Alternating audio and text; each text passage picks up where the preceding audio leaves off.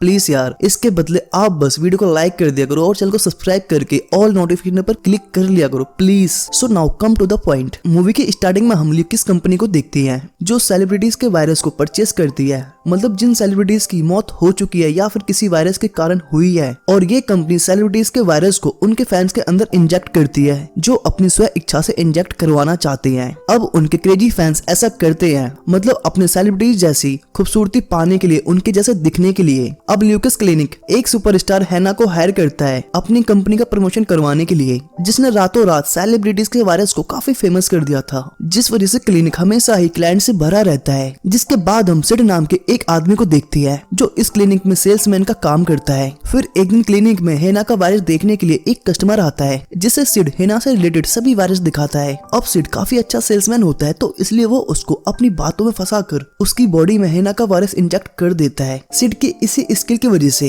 उसे हर दिन कोई ना कोई नया क्लाइंट मिल जाता है। साथ ही सिड अपने पुराने कस्टमर को कॉल करके अपने नए प्रोडक्ट को ट्राई करने को बोलता है। अब इस इंडस्ट्री में ल्यूकस क्लिनिक किंग होता है, तो इसलिए ये क्लिनिक वायरस की चोरी बचाने के लिए हर एम्प्लॉय के घर जाने से पहले उसकी हार्ड चेकिंग करवाते हैं कि कहीं उसने किसी वायरस की चोरी तो नहीं की। पर सिड एक अच्छा सेल्समैन ही नहीं बल्कि अच्छा चोर भी होता है। मतलब जब भी कंपनी में कोई नया प्रोडक्ट आता है तो सिड उसे सबसे पहले खुद की बॉडी में इंजेक्ट करता है। पर जब सिड घर आता है तो वो एक पुरानी कंसोल मशीन का यूज करके अपनी बॉडी से वायरस निकालने की कोशिश करता है। हालांकि वो बार बार ऐसा करने से काफी कमजोर हो रहा था। फिर एक दिन सिड चोरी किए हुए वायरस को इंसानों की मीट शॉप पर बेचने जाता है, जहाँ सेलिब्रिटीज के सेल से आर्टिफिशियल मीट बनाया जाता है और उसे उनके फैंस को बेचा जाता है। अब अजीब तो ये है कि सेलिब्रिटीज के मीट को उनके फैंस खरीदते भी बहुत ज्यादा हैं। हालांकि इस शॉप का ओनर खुद वायरस को ब्लैक करके बेचता है, पर इस समय ये दुकानदार सिड से कोई भी वायरस नहीं खरीदना चाहता, क्योंकि वो अभी किसी और से वायरस परचेस करने लगा है। हालांकि सिड उससे उस न्यू सेल्समैन का नाम पूछता है,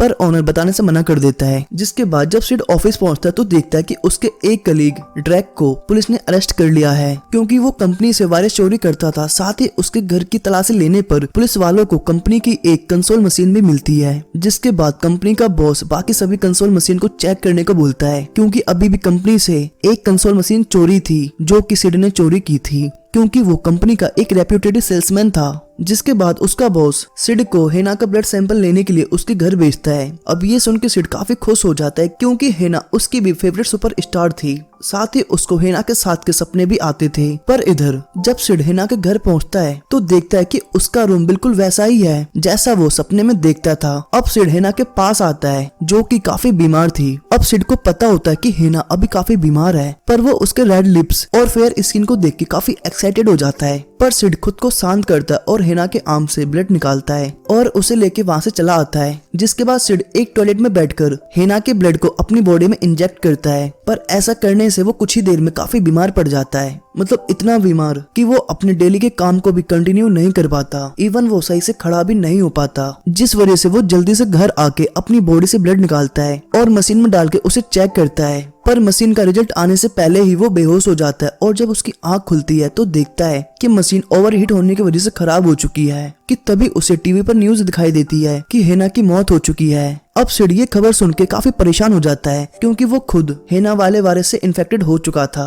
अब सिड जल्दी से मीट शॉप के ओनर के पास जाता है, पर वहाँ वो देखता है कि बहुत सारे लोग हेना के मीट का लास्ट पीस खरीदने में लगे हैं। अब सिड शॉप ओनर से मिलता है इस उम्मीद में कि वो उसकी मशीन ठीक कर देगा, पर वो बताता है कि हेना के मरने के बाद से उसका मीट बहुत ज्यादा महंगा हो गया है। पर सिड ओनर को बताता है कि उसके मरने से पहले मैंने उसका ब्लड अपनी बॉडी में इंजेक्ट किया था, जिससे मैं भी काफी बीमार हो गया हूँ। इधर ल्यूकस क्लिनिक हेना के मरने के बाद उसके वायरस का एडवर्टाइजमेंट करके लोगों को ज्यादा अट्रैक्ट करती है कि हेना के मरने के बाद भी हमारे पास उसका वायरस है। अब लोग ये भी जानना चाहते थे कि हेना की मौत किस वायरस की वजह से हुई है, क्योंकि ल्यूकस कंपनी के पास जो हेना का वायरस है वो उसके मरने से पहले का है, तो इसलिए हेना के वायरस की डिमांड काफी बढ़ जाती है। फिर एक दिन शॉप ओनर सिड से मिलता है और उसको बोलता है कि मेरे पास एक रास्ता है जिससे तुम्हारी मशीन सही हो जाएगी। तो सिड बोलता है जल्दी से बताओ। जिसके बाद शॉप ओनर सिड को एक अंडरग्राउंड में ले जाता है, जहाँ से वो खुद वायरस को ब्लैक में बेचता था, जहाँ सिड मीट ओनर के पार्टनर लेविन से मिलता है, जो उसे एक पुरानी मशीन ऑफर करता है और बोलता है अगर तुम नई मशीन चाहते हो तो तुम्हें अपना ब्लड सैंपल हमें देना होगा।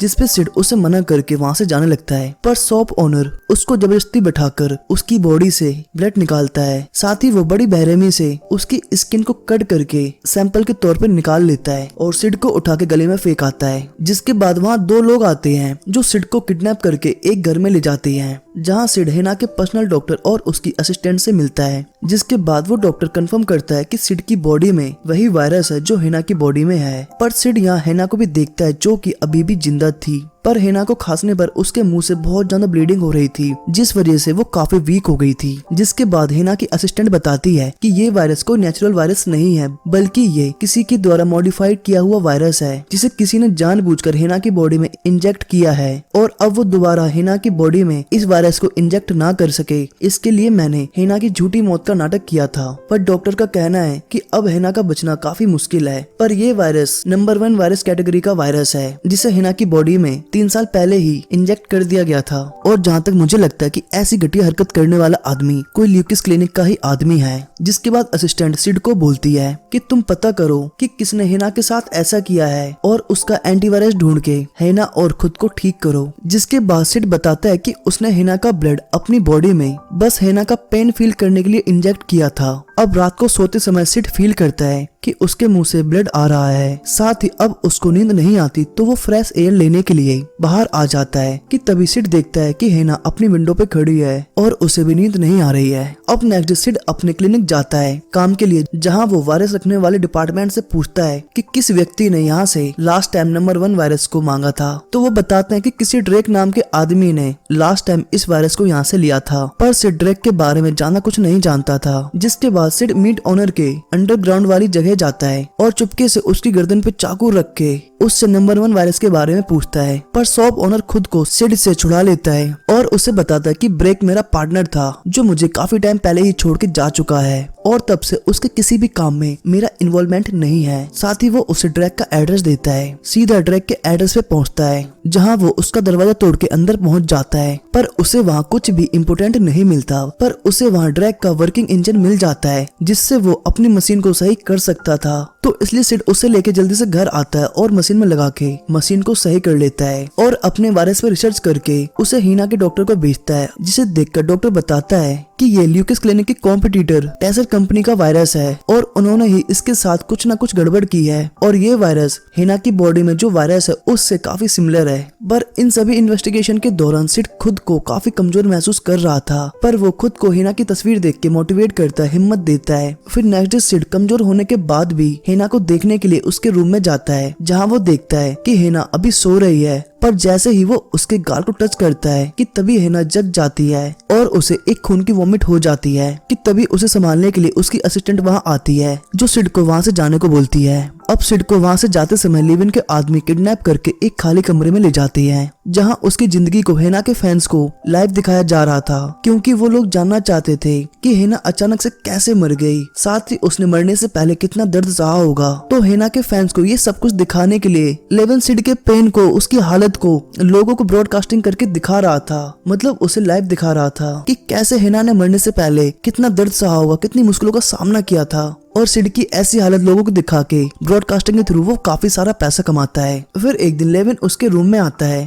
ताकि उसे मेडिकल ट्रीटमेंट दिया जा सके। पर जैसे ही लेविन सामान उठाने के लिए पीछे मुड़ता है कि तभी सिड एक मोटी सी नीडल्स लेके लेविन के मुंह पे अटैक कर देता है और सिड अपने दर्द को इग्नोर करते हुए वहाँ से भागने लगता है। जिसके बाद सिड एक हॉस्टेस का यूज करके बाहर निकल जाता है और बाहर आके सिड वॉल्ट टेसर कंपनी के बॉस से कांटेक्ट करता है और उसको एक बंद कमरे में लाके उससे सारा सच पूछता है। तो टेसर कंपनी की ओनर बताती है कि ड्रैक एक घूसखोर आदमी है, उसने हमारी कंपनी का नंबर 1 वायरस चोरी किया था और उसने उसको हीना की बॉडी में ट्रांसफर किया था ताकि वो नंबर 2 कैटेगरी का वायरस बना सके और उसे हीना के क्रेजी फैंस को बेच के बहुत सारा पैसा कमा सके। और उसने ये काम हीना की हेल्थ चेक करने के समय किया था। साथ ही टेसर कंपनी की बॉस बताती है कि वो इस बात से परेशान है कि अगर ये बात पब्लिक को पता चल गई तो उसकी कंपनी की मार्केट में क्या रेपुटेशन रह जाएगी। हालांकि वो बॉस हिना को बचाने में आने वाला सारा खर्च उठाने को तैयार थी, पर वो सिड से कहती है कि मैं तुम्हारा खर्च नहीं उठाऊंगी क्योंकि तुम खुद ही इन्फेक्टेड हुए हो, ना कि हमारी किसी गलती की वजह से। पर अब हिना की बॉडी इस लायक नहीं होती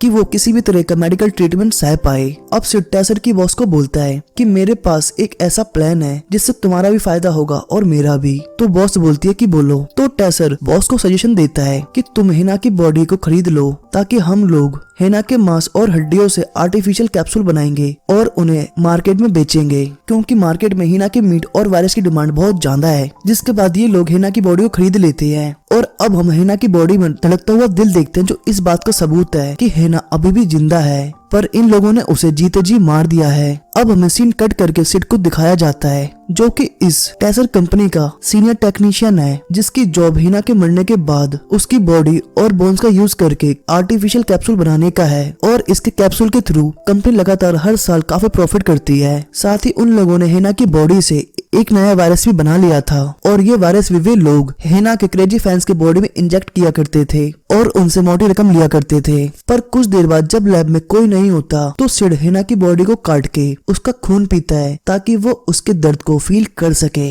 और इस तरह इस मूवी का एंड भी हो जाता है।